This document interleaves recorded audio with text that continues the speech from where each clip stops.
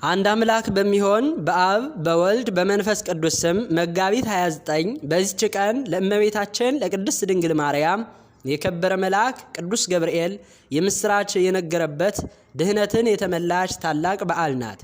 በዚህም የከበረ ወንጌል ምስክር ሆኗል። እንዲህ ሲል ኤልሳቤጥ ከጸነሰች በኋላ በስድስተኛ ወር መልአኩ ገብርኤል የገሊላ ክፍል የሆነች ናዝሬት ወደምትባል አገር ከዳዊት ወገን ለሆነ ዮሴፍ ለሚባል ሰው ወደ ታጨች ወደ አንዲት ድንግል ከእግዚአብሔር ዘንድ ተላከ። የድንግሊቱም ስም ማርያም ነው። መልአኩም ወደ እርሷ ገብቶ ደስተኛ የሆንሽ ደስ ይበልሽ፣ ጸጋን የተመላሽ ሆይ እግዚአብሔር ካንቺ ጋር ነውና አንቺ ከሴቶች ተለይተሽ የተባረክሽ ነሽ አላት። እርሷም አይታ ከንግግሩ የተነሳ ደንግጣ እንዲህ አለች፣ እንዴት ያለ ሰላምታ ይቀበሏል ብላ አሰበች። መልአኩም እንዲህ አላት፣ ማርያም ሆይ በእግዚአብሔር ዘንድ ባለሟልነትን አግኝተሻልና አትፍሪ። እነሆ ትጸንሻለሽ፣ ወንድ ልጅም ተወልጃለሽ፣ ስሙንም ኢየሱስ ትይዋለሽ። እርሱ ታላቅ ነው፣ የልዑል እግዚአብሔር ልጅ ይባላል። እግዚአብሔር አምላክም የአባቱን የዳዊትን ዙፋን ይሰጠዋል። ለያዕቆብ ወገንም ለዘላለም ነግሶ ይኖራል፣ ለመንግስቱም ፍጻሜ የለውም። ማርያምም መልአኩን ወንድ ሳላውቅ ይህን እንዴት ይሆንልኛል አለችው። መልአኩም መልሶ እንዲህ አላት፣ መንፈስ ቅዱስ መጥቶ ያድርብሻል፣ የልዑል ኃይልም ይጸልልብሻል። ከአንቺ የሚወለደው ከሦስቱ አካል አንዱ የልዑል እግዚአብሔር ልጅ ይባላል።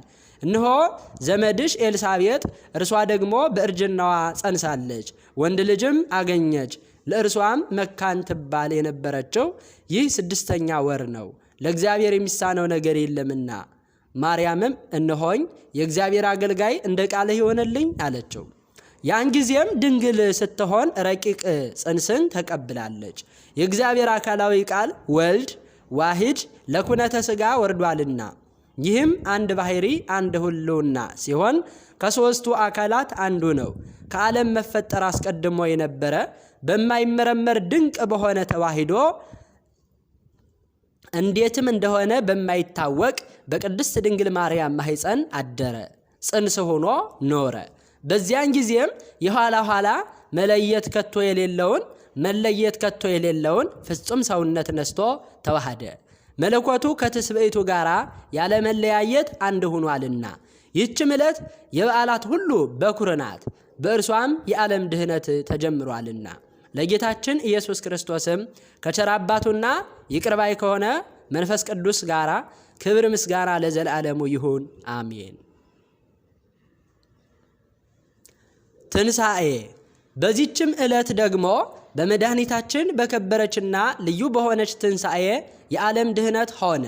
በረቀቀ ጥበቡ 33 ዓመት ያህል በምድር ላይ ሥራውን ሰርቶ በፈጸመ ጊዜ በፈቃዱ ሕማማተ መስቀልን ተቀብሎ ሙቶ ከተቀበረ በኋላ በሦስተኛው በዚህች ቀን በ29 ከሙታን ተለይቶ ተነስቷልና። በዚህች ቀን አስቀድሞ ደጅ ለሚጠኑት ለዓለም ላሉ ሰዎች ሰው በመሆኑ ድህነታቸውን አበሰራቸው። እንዲሁም ደግሞ በዚህች ዕለት ከሲኦል በመዳን ሙታንንና ሕያዋንን ደስ አላቸው። በዚህም በጌታችንና በመድኃኒታችን ኢየሱስ ክርስቶስ በሥጋ መነሳታቸውን አረጋገጡ። የከበረ ጳውሎስም በመነሳቱ ክርስቶስ የሙታን በኩር ሆነ እንዳለ እርሱ ለሙታን በኩራቸው ነውና፣ ለእርሱም ክብር ምስጋና ለዘላለሙ ይሁን አሜን። ሐዋርያ ጳውሎስ። በዚህችም ቀን የከበረ ሐዋርያ ጳውሎስ አልሮቆኒን ከምትባል አገር ደርሶ አስተማረ። ይህችም የምድር ዳርቻ ናት። ራሱ ቅዱስ ጳውሎስ እንዲህ አለ፣ ከዚያም በእግዚአብሔር መልአክ ትእዛዝ ወደዚያች ሀገር ሄድኩ። ሀገሪቱም እንደ ሮሜ አምሳል ታላቅ የሆነች እጅግ ውብ ናት፣ ፍሬዋም የበዛ ነው። በውስጡ የሚተላለፍባት ስሙ ገርጋ የሚባል ባህር ግን አግድመቱ 300 ምዕራፍ ነው። መጋቢት 27 ቀንም መጀመሪያ ከዛ ከባህሩ ዳርቻ ደረስኩ። ለሀገሩም ሰዎች በዓላቸው ነበረ። የጽጌረዳ አክሊልም እየታቱ በጣቶቻቸው ራስ ላይ ያኖራሉ። ከስንዴዎቻቸውም አዲስ እሸትን ለጣዖቶቻቸው ያቀርባሉ። የሀገሩ ጠባቂ የሚሉትም በጠልሰም የተቀረጸ ስዕል በሀገሩ ቅርጽ ላይ ተደርጓል። በዚያች ሀገር የሚመጣ እንግዳ ሰው ሲያይ በላዩ ያደረ ርኩስ መንፈስ በታላቅ ድምፅ ይጮሃል። የሀገሩ ሰዎችም የዚያን ጠልሰም ጩኸቱን በሚሰሙ ጊዜ ወደ ሀገራቸው የመጣውን እንግዳ መጥተው ይገድሉታል። ስጋቸው እንዲህ ነው፣ ሕጋቸውም እንዲህ ነውና ወደ ሀገራቸው ይገባ ዘንድ ማንንም አይተውም አያሰናብቱምም። እኔም ወደዚያች ሀገር ደርሼ ወደ ባህሩ በቀረብኩ ጊዜ ያ ጠልሰም እነሆ እንደ እንግዳ ወደ እናንተ ደረሰ ብሎ በሀገራቸው ቋንቋ ጮኸ። አንድ እንግዳ መጥቷል እያለ አሰምቶ ጮኸ። የሀገሩ ሰዎችም ድምፁን ሰምተው ከንጉሳቸው ጋር ብዙ ሰራዊት መጡ። በዚያን ጊዜ ስለ በዓላቸው ተሰብስበው ነበርና ፈለገኝ። እኔ ግን ባየኋቸው ጊዜ ሸሽቼ የቀበሮዎችና የአሽኮኮዎች መሸሻ ወደ ሆነ ዋሻ ገባው። ከዚያም ገብቼ በረሃብና በጥም ስለተሰቃየሁ አለቀስኩ። በዚያን ቀን የፀሐይ ትኩሳት ከመጽናቱ የተነሳ ሐሩር ሆኖ ነበርና በዚያም እስከ ሌሊት ቆይቼ ከዚያ ወጥቼ ከባህሩ ውሃ ጠጣሁ። ቆሜም ወደ ጌታዬ ኢየሱስ ክርስቶስ ጸለይኩ። ንጋትም በሆነ ጊዜ ከዚያ ዋሻ ወጥቼ ወደ ሀገር ለመግባት ፈለግኩ። ያ ጠልሰም አሁንም መምጣቴን እየገለጠ ሁለተኛ እንደ ታላቅ ነጎድጓድ ጮኸ። ለባህሩም ልማድ አለው። ጠልሰሙ በሚጮህ ጊዜ ይታወካል፣ ማዕበሉም ይነሳል። ያን ጊዜም የአገሩ ሰዎች ሊገድሉኝ መጡ። ከሩቅ ባየኋቸውም ጊዜ ፈራሁ። እንደ ቀድሞውም በዚያ ዋሻ ደግሜ ተሸሸግኩ።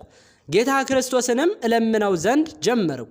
በአባት ጴጥሮስም ጸሎት እያማጸንኩ በወንድሞቼ በሐዋርያትም ጸሎት ይልቁንም ንጽሕት ድንግል በሆነች በብርሃን እናት በእመቤታችን ማርያም በአማላጅነቷ ተማጸንኩ። በሌሊቱ እርዝመት ሁሉ ስጸልይ አደርኩ። በነጋም ጊዜ ወደ ባህሩ ዳር ወጣሁ። ያን ጠልሰም እንደ ልማዱ ጮኸ። ተራራዎችም እስኪናወጹ ድረስ ጩኸቱን አበዛ። በባህሩ ማዕበል ታወከ፣ ውሃውም እንደ ደም ሆነ። የሀገሩ ሰዎች ከሰራዊቶቻቸው ጋር እንደ ቀድሞው ወጡ። ባህሩም መርከቦችን ተመላ። እኔም ልሰወር ሮጥኩ። በዚያን ጊዜ የብርሃን እናት እመቤታችን ድንግል ማርያምን በባህሩ ላይ ቆማ አየኋት። ጳውሎስ ሆይ ወዴት ትሸሻለህ? አምላክህ ክርስቶስ እንዲህ እንድትሸሽ አዘዘህን? እርሱ ራሱ ስጋችሁን የሚገድሉትን አትፍሯቸው፣ ነፍሳችሁን ግን መግደል አይችሉምና ያለ አይደለምን? አንተም በቦታ ጸንተህ ቁም፣ እኔም ካንተ ጋር አለሁ፣ እጄንም ካንተ አላረቅም። በርታ፣ ጠንክር። የዚችን አገር ሰዎች ሁሉንም በዚህ የባህር ውሃ እንደምታጠምቃቸው እወቅ። በእጅህም አምነው ሙታን በሚነሱባት ዕለት እድላቸው ካንተ ጋር ይኖራል። ባህሩም ቃልህን ሰምቶ ይታዘዝልሃል አለችኝ። ምሕረትንና ርኅራኄን የተመላች እመቤቴ የብርሃን እናት ድንግል ማርያም ይህንን ስትናገረኝ እነሆ በእጃቸው የጦር መሳሪያ የያዙ ኃይለኞች ሰዎችን የተመሉ መርከቦችን በቅርብ አየኋቸው። እጅግም ፈራሁ። እመቤቴ ማርያምም ተሰወረችኝ። ነገር ግን ከደመና ውስጥ ጳውሎስ ሆይ ሰዎችን አጥምቅ፣ ማጥመቅንም አታቋርጥ የሚለኝን ቃል እሰማ ነበረ። እኔም በታላቅ ቃል ፈጣሪዬ ሆይ ይህንን የባህር ውሃ ለሊህ ለተጣሉ በጎች ሰይጣንም ለባረካቸው ጥምቀትን አድርገው። ጌታዬ ኢየሱስ ክርስቶስ ሆይ በዚህ ባህር ጥምቀትን እሊህን ሰዎች በሦስትነት ስሞች የልጅነትን ክብር የሚቀበሉ አድርጋቸው በማለት አሰምቼ ተናገርኩ። እንዲህም ይህንን እያልኩ ከባህሩ ውሃ ዘግኜ ሰዎች ባሉባቸው መርከቦች በላያቸው ረጨሁት። የሰዎቹም ቁጥራቸው 150,000 ነው። እኔ ወዳለሁበት የባህር ዳር በደረሱ ጊዜ ከመርከቦቻቸው ወጥተው ፈለጉኝ። እኔም እመቤቴ የብርሃን እናት እንዳዘዘችኝ በፊታቸው ቆምኩ። በረድኤቷ ታምኛለሁና አልፈራሁም። ባዩኝም ጊዜ ሁሉም በፊቴ ሰገዱ። በአንድ ቃልም ቅዱስ ጳውሎስ ሆይ ፍቅር፣ አንድነት ለአንተ ይሁን። ወደ አንተ ከመድረሳችን በፊት በመርከቦች ውስጥ እያለን እኛ ያየነውን አየህን አሉኝ። እኔም አዲስ የተወለዳችሁ ልጆች ሆይ ምን አያችሁ አልኳቸው። የሰማይ ደጆች ተከፍተው የቀኝ እጅ እንደ እሳት ነበልባል ተዘርግታ አየን። ደግሞ የፊቷ ብርሃን ከፀሐይ 7 እጅ የሚያበራ ሴት አየን። እርሷም ከደመና በታች የምትረጨውን ውሃ ተቀብላ በላያችን ትረጨዋለች፣ ትስመናለች፣ ታቅፈናለችም፣ በራሳችንም ላይ የብርሃን አክሊሎችን ታደርጋለች አሉኝ። ይህንንም በሰማው ጊዜ ፈጽሞ ደስ አለኝ። በስሙ በምንሰራው ሥራ ሁሉ እግዚአብሔር ከኛ ጋር እንዳለ ተረዳሁ። ከዚህ በኋላ ሌሎች መርከቦች መጡ። ኃይለኞች ሰዎች የጦር መሳሪያ ጋር የተመሉ ናቸው። እንዲህም እያሉ ዘበቱብኝ። አንተ ስራየኛ ጥበበኞች ህርምስና በለኒዮስ ተአምራት በሚያደርጉባቸው የጠልሰም መጻሕፍቶች ከኛ ጋር እንዳሉ እወቅ በማለት እኔም ቸር ፈጣሪዬ ሆይ የቀድሞውን በጎች ይቅር እንዳልካቸውና በውስጣቸው ኃይልህን እንደገለጥክ ለእነዚህም እንዲሁ ኃይልህን ግለጥ ይቅርም በላቸው አልኩ። ከዚያ በኋላ ከባሕሩ ውሃ በአብ በወልድ በመንፈስ ቅዱስ ስም ጥምቀትን ይሁናችሁ አልኩ። ወዲያውኑ መርከቦች ከባሕሩ ዳር ደረሱ። ሁሉም ሰዎች ከመርከብ ወጥተው በፊቴ ሰገዱ። የቸር አምላክ ሐዋርያ ቅዱስ ጳውሎስ ሆይ እናመሰግንሃለን አሉኝ። ይህንንም ድንቅ ተአምር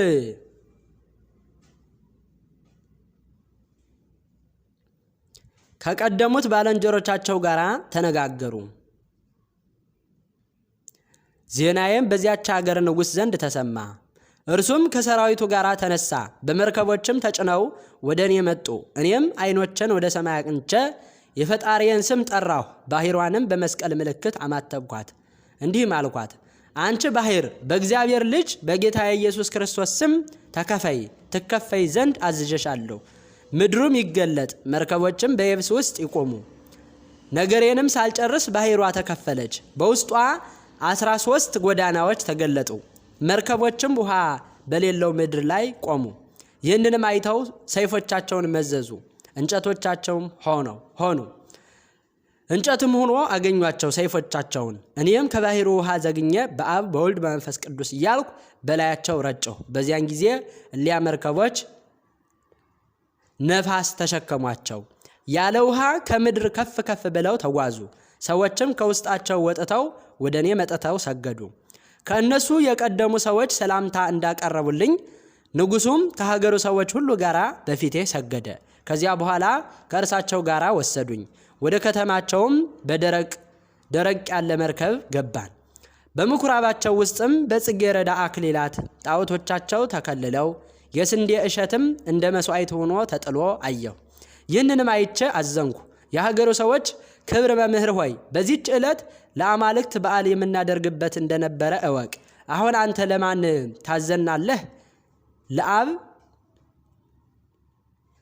እንድናደርግ ወይም በወልድ ስም ወይም በመንፈስ ቅዱስ ስም በስማቸው ያጠመቅከን ስለሆነ አሉኝ።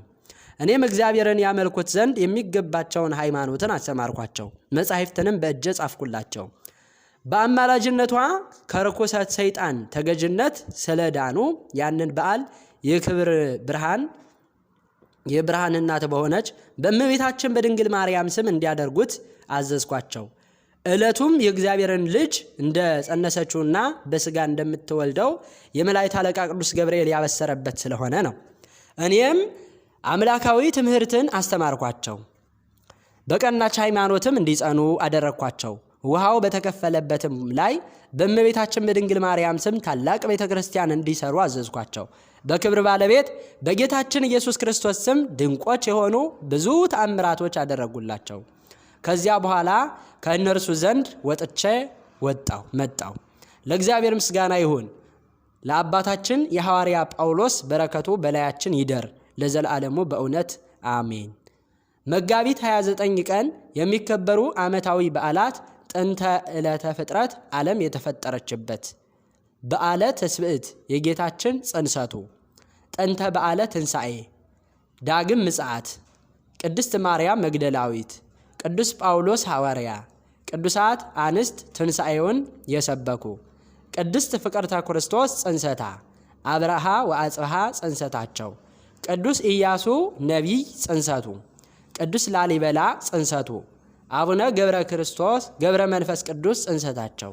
ወርሃዊ በዓላት የፈጣሪያችንና ጌታችን ኢየሱስ ክርስቶስ በዓለ ልደት፣ ቅድስት አርሴማ ድንግል፣ ቅዱስ ጴጥሮስ ተፍጻሜተ ሰማዕት፣ ቅዱስ ማርቆስ ዘቶርማቅ፣ ቅድስት ፍቅርተ ክርስቶስ ኢትዮጵያዊት፣ ቅዱስ ዘርአ ክርስቶስ ጻድቅና ሰማዕት።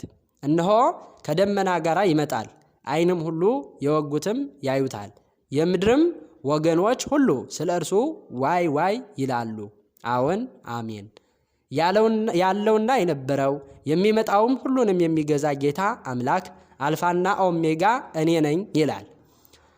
ዘአቅረብኩ ማሕሌተ አዘኪሬ አእላፈ እምለተ ጸምዱከ ዘልፈ ለእለ ያነብብ ተወከፍ ዘንዴቴ መጽሐፈ እንተረሰይከ እግዚኦ ጸሪቀ መበለት ወኩፈ እምለ አብኡ ብኡላን ዘተርፈ ነቢያት ቅዱሳን ሰባኪያን ሰማዕታት ጻድቃን መላእክት ትጉሃን ደናግል አዲዮ መነኮሳት ሄራን ባረኮ ባረኮ ጉባኤ ዛቲ መካን እስከ አረጋዊ ልሂቅ ወምንዑስ ሕፃን ለዘጻፎ በክርታስ ወለዛ አጻፎ እንዘይደርስ ለዛ አንበቦ ወለዘ ተርጎሞ በልሳን ሐዲስ ወለዘ ሰምዐ ቃሎ በዝነ መንፈስ በጸሎተ እሙ ማርያም አረቂተ ኩሉ እምባይስ ሀቡረ ይመሐረነ ኢየሱስ ክርስቶስ አሜን። ይማረን።